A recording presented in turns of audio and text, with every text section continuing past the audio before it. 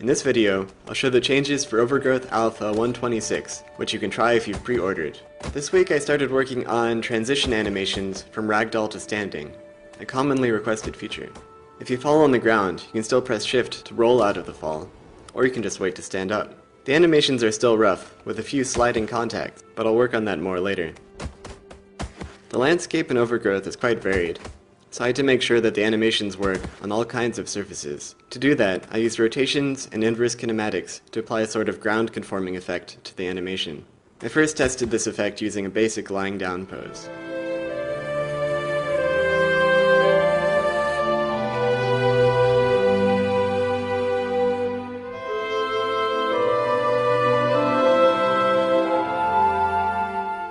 I then created two standing animations in Blender, one for standing from a face down pose and one for standing from a face up pose. I actually recorded the animation process for one of these movements here.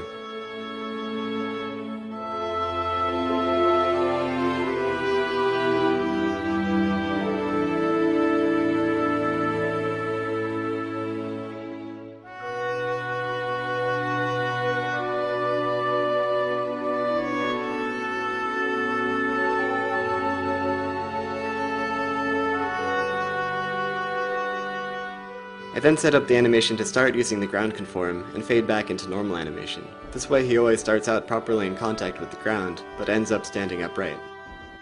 Even in this early stage, the standing animation is useful for getting a better idea of the combat flow, because characters are vulnerable when they're standing up and delayed for a second. This makes it more possible to fight against a group, because you can use takedowns to try to focus on just one enemy at a time.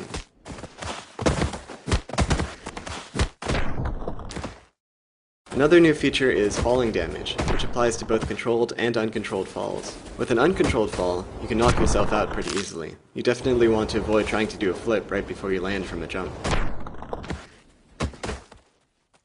With a normal controlled jump, you can fall much farther without getting hurt, but now there's a limit.